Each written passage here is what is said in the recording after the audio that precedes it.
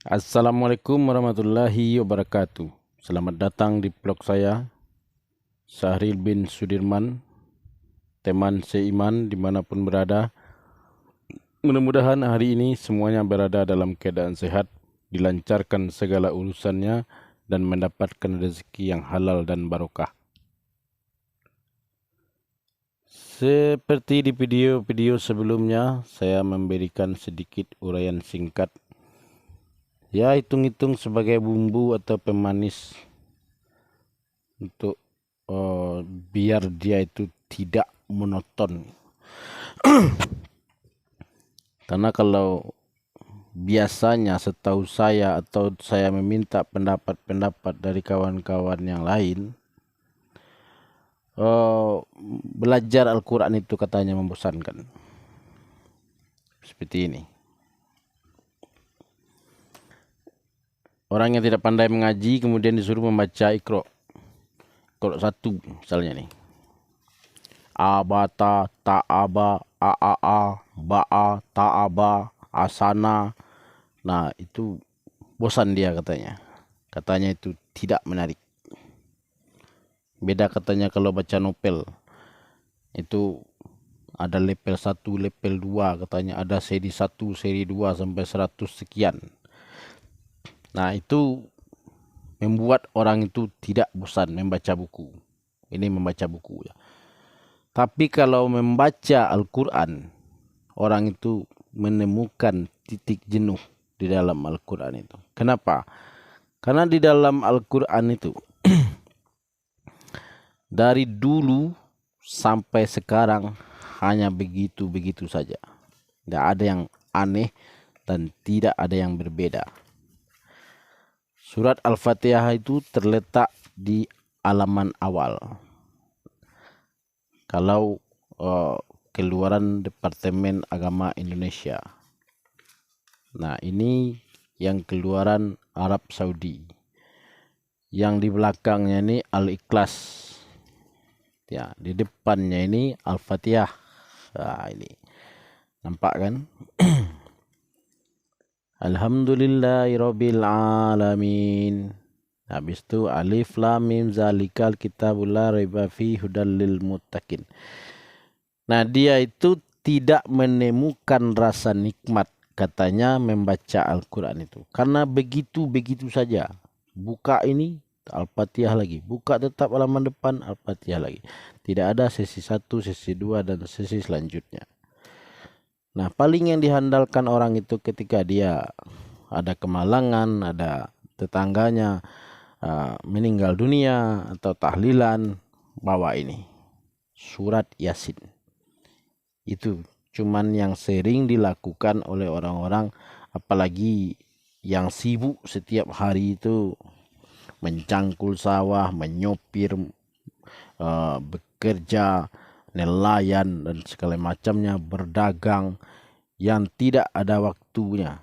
Akhirnya semua waktunya itu habis tersita untuk mengurus kemewahan dan keindahan dunia itu.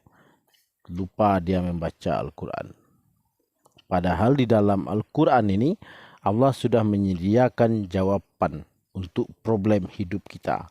Dagangan sepi, bagaimana caranya supaya laris? Jawabannya ada di dalam Al-Quran ini. Orang jomblo terus, tidak nikah-nikah.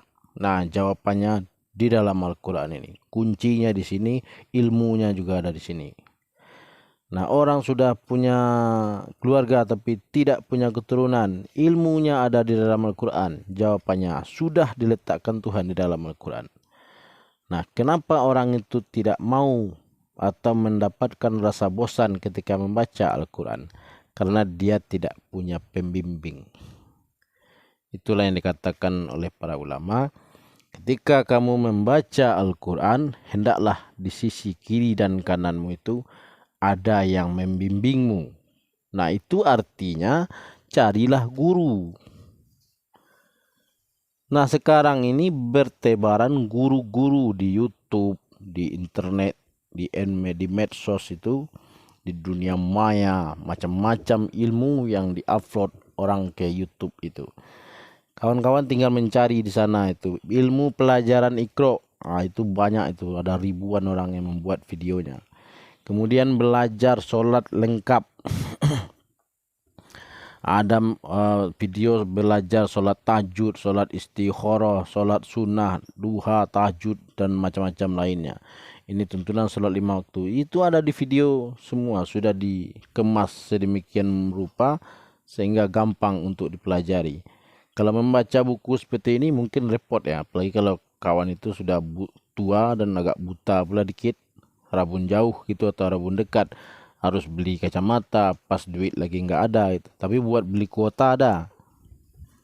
Nah kalau beli HP ada, terus buat beli kuota ada, maka solusinya itu cari di situs-situs orang itu, situs belajar ngaji, situs belajar terjemahan, situs tafsir. Itu ada semua di dalam YouTube itu.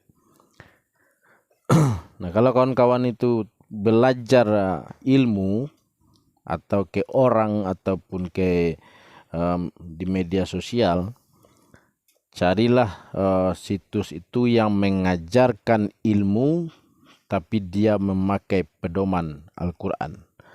Artinya orang itu memegang Al-Quran dan kemudian dia membacakan ayat-ayat Al-Quran itu. Dan kemudian dia menjelaskan tafsir dari Al-Quran itu, tujuan dari ayat-ayat itu. Nah itu namanya kita sudah belajar kepada sesuatu yang benar, maka kita tidak akan tersesat.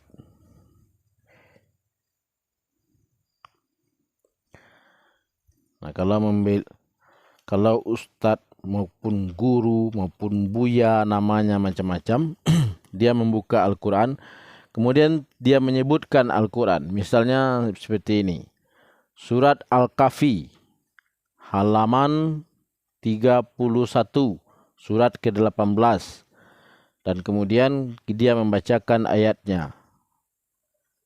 Nah kawan di rumah ambil juga Al-Quran, cek langsung surat Al-Kahfi juga.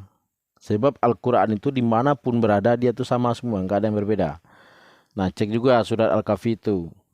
Dan kemudian lihat artinya yang dibaca itu sama nggak dengan yang dibacakan oleh ustadz atau buya atau kiai itu. Nah kalau sama berarti Al-Quran dia dengan Al-Quran itu satu. Terpisah tapi dia satu. Berarti itu dia membaca Al-Quran yang asli. Mereka itulah yang memperoleh surga Aiden, yang mengalir di bawahnya sungai-sungai. Dalam surga itu mereka diberi sungai, diberi hiasan gelang emas, dan mereka memakai pakaian hijau, sutra yang halus. Nah ini kan penjelasan Tuhan tentang surga. Nah kalau kita hanya mendengar saja ustadz itu bicara surga, neraka, ini kan kita nggak tahu. Tapi setelah kita membeli Al-Quran, membaca Al-Quran, dan kemudian mencari situs yang berhubungan dengan pelajaran Al-Quran, maka kita akan bertambah ilmunya tanpa keluar rumah, hanya di dalam rumah saja. Nah gitulah kawan ya, sedikit uraian singkat dari saya, mudah-mudahan bermanfaat kawan. Auzubillahiminasyaitonirrajim. Bismillahirrahmanirrahim. Saya akan melanjutkan bacaan sebelumnya yang berjudul Surat Maryam nih. Surat Maryam, surat ke-19. Ayat yang kemarin itu dibacakan 62. Yang menjelaskan di dalam surga itu orang itu akan mendapatkan rezeki dari pagi dan petang hari. Jadi kalau kawan-kawan ingin masuk surga harus belajar makan 2 kali sehari. Sebab di dalam surga itu nanti hanya akan dikasih makan pagi dan petang hari. Nih dia. Di dalamnya bagi mereka ada rezeki pagi dan petang. Nah, jadi tidak ada rezeki malam di situ. Jadi kalau kawan-kawan suka makan malam, di surga itu nggak ada cerita makan malam. Adanya pagi dan petang. Auzubillahiminasyaitonirrajim. Bismillahirrahmanirrahim. Itulah surga yang akan kami wariskan kepada hamba-hamba kami yang selalu bertakwa. Nah, Dan tidaklah kami Jibril turunkan Jibril atas perintah Tuhanmu. Miliknya adalah segala yang ada di hadapan kita dan yang di belakang kita, dan segala sesuatu yang ada di antara keduanya. Kita lanjutkan ke ayat 65. Kebetulan nih Al-Quran saya ini agak big jumbo gitu, gede, ukurannya besar. Jadi dia dari satu ayat ke ayat yang lainnya itu agak jauh jaraknya. Seperti Bogor Bogor kota. Nah, ini ayat 65. Dialah Tuhan yang menguasai langit dan bumi dan segala yang ada di antara keduanya. Maka sembahlah Dia dan berteguh hatilah dalam beribadah kepadanya. Apakah engkau mengetahui ada sesuatu yang sama dengannya? Jadi Allah itu mengatakan, apakah kamu melihat ada Tuhan selain Allah? Apakah kamu melihat ada yang mampu membuat gunung kecuali Allah? Adakah orang yang mampu mengasinkan air seperti lautan? Adakah orang yang bisa mencurahkan air dari puncak gunung yang tinggi dan kemudian mengalir ke dataran yang paling rendah tanpa henti-henti? Nah, itu adalah kekuasaan Allah. Tidak ada satupun manusia yang mampu menyamai kekuasaan Allah itu di atas dunia ini. Walaupun dia itu orang sakti mandraguna gitu, dia tidak akan bisa mengeluarkan air dari puncak gunung yang tinggi itu. Karena pada hakikatnya air itu berada di tempat yang rendah, tapi Allah itu membuat air itu berada di tempat yang tinggi dan jernih lagi bersih. Dan itu akan diberikan kepada seluruh makhluk yang berada di dataran yang rendah, termasuk kita. Kita meminum air yang mengalir dari atas gunung yang tinggi. Oke kawan, kita akan lanjutkan di ayat berikutnya. Mudah-mudahan kawan-kawan sehat semua, khususnya disehatkan matanya. Karena di dalam belajar mengaji itu yang dibutuhkan itu mata. Kalau matanya itu sudah mulai rabun jauh, rabun dekat, maka kawan-kawan harus membeli kacamata. Kacamata itu dibelinya pakai duit, nggak ada yang gratis. Nah, ketika mata itu masih bisa melihat dengan normal, maka berterima kasihlah kepada Tuhan. Karena Tuhan sudah memberikan kesehatan kepada mata itu dengan cara gratis, tidak dipungut biaya. Oke kawan, terima kasih. Assalamualaikum warahmatullahi wabarakatuh.